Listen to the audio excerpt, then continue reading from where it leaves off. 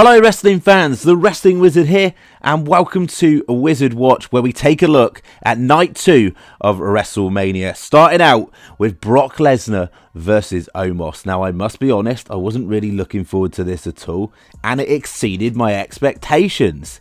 Take it with a pinch of salt, it served the purpose of making Omos look like arguably in some places an equal to Brock Lesnar, but at the same time not damaging Brock Lesnar because he won, and then we got that cool visual with the F5. Really cool visuals with the suplexes as well to Omos. I just thought this match actually delivered for what it was, so didn't really have a problem with it. Now, I don't want to be Nigel negative, but I wasn't a massive fan of the women's showcase matchup. I loved the men's matchup on night 1, and I personally believe night 1 smashed it out of the park.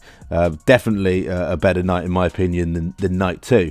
And yes, I get Ronda Rousey and Shayna Baszler getting the victory, and that was the right decision. But I'm a Shotzi fan, and did Shotzi have to take an arm bar? Maybe someone else could have taken that, but maybe that's just me defending Shotzi. But I get it, result-wise, Shayna and Ronda are credible in the tag team division. So I kind of get WWE's decision there. Next up, we got Bobby Lashley come out to show off his trophy, of course, after winning the Andre the Giant Battle Royal this Friday on SmackDown. And I just feel so sorry for the guy. You can literally see the pain in his eyes. It wasn't the work after all. Like, he was legitimately not on the card in regards to a match, which is absolutely criminal. And I do think is as good as WrestleMania was, not having LA Knight, Bobby Lashley, Bray Wyatt and Alexa Bliss on the show. Now I get the reasons to Alexa Bliss and Bray Wyatt. We're going to do a whole separate video on that. Obviously there's a real issue there, but as a fan perspective, very, very disappointing. Now next up, bringing it back up to 100, the IC title match delivered 100%. This was absolutely badass. Nostalgia vibes with Gunther's entrance. I always love when Kaiser does the intro. Like, it's just makes it for me. And this just delivered on every single level. But one thing that stood out to me is how ridiculously over Sheamus is. I get Gunther winning. It went against my predictions. I did actually think we were going to get a honeymoon moment where Sheamus was actually going to win. But I get the reasons for Gunther going over and getting the victory and just looking like an absolute dominant weapon with those power bombs at the end. And after all, you know, this is and will be an historic reign from Gunther, and I totally get it. Next up, we got Asuka versus Bianca Belair. Pretty cool entrance from Bianca Belair. Love Asuka's mask. And the match delivered. I thought it was a pretty solid match. I did predict Bianca to win, so I wasn't surprised because the build wasn't that big, really. It didn't get us watering at the mouth for the matchup. And it just sort of delivered, but in comparison to Rhea Ripley and Charlotte Flair in night 1, can't really compare the two. Vicious KOD at the end from Bianca Belair, and Bianca Belair, certainly in the match, seemed more serious, more fired up, more of an edge to her character. So maybe we see a little bit more of a serious Bianca Belair down the line. What I mean by that is, this gimmick she's had has been going for a while now, and I just feel, in my personal opinion, it could do with being freshened up a little bit. So fans don't turn on her in time. Next up, now, come on. What is Snoop Dogg doing? Knocking out The Miz. Well, punching The Miz. And then we get Shane McMahon back. Shane McMahon is back in WWE, everybody. And he blew his knee out. And then they had to improvise. Miz was supposed to have a match with Shane McMahon. And then he improvised. And credit where credit's due, Snoop Dogg delivered this questionable people's elbow, but it was all good fun, and then pins The Miz, and that was just all a little bit weird. Not one of the highlights in the show for me personally, but there you go. Now, talk about a matchup.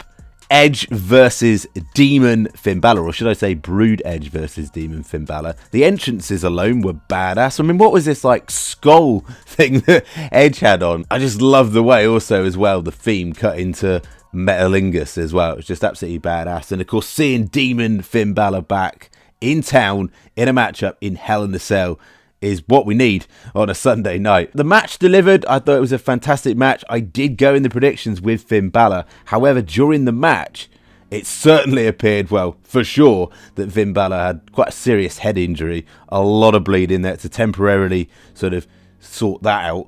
And I get maybe why things possibly were changed in the match, but this just makes Finn Balor just look like an absolute hero, carrying on and even finishing the match. Just shows like what the superstars do and the sacrifices they make for us, the fans, to entertain us. So in the end, I wasn't too fussed with Edge getting the victory. And then we got this colossus gap where we got adverts galore before the main event, and I think that time could have been better utilised. You could have showcased your Crosses, your LA Knights, your Bobby Lashleys, etc, etc, and they didn't, and I thought that was a little bit of a miss from WWE.